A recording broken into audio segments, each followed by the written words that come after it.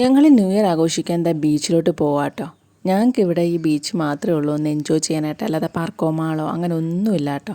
അങ്ങനെ നേരെ പോയി വീട്ടിൽ കൊണ്ട് വണ്ടി വെച്ചിട്ട് നമ്മളിത് ആ ബീച്ചിലോട്ട് ഇറങ്ങി. അപ്പോൾ എൻ്റെ വീടിൻ്റെ തൊട്ടടുത്തുള്ള ബീച്ചാട്ടോ ഇത്. പൊതുവേ വലിയ തിരക്കൊന്നും ഉണ്ടാവാറില്ല ഇവിടെ സാധാരണ, പക്ഷേ ഈ പ്രാവശ്യം ന്യൂ ഇയറിന് നല്ല അടിപൊളി തിരക്കായിരുന്നു. നല്ല ആളുണ്ടായിരുന്നു.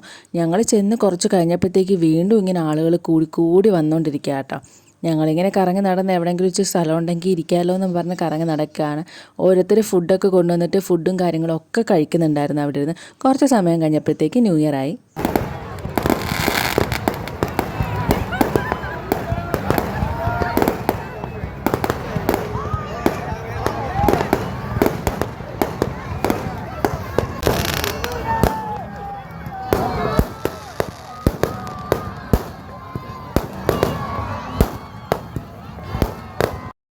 എന്തായാലും സംഭവം നല്ല കളർഫുള്ളായിരുന്നു കേട്ടോ. ഇത്രയും പേരുടെ കൂടെ നിന്ന് ന്യൂ ഇയർ ആഘോഷിക്കാനായിട്ട് പറ്റി.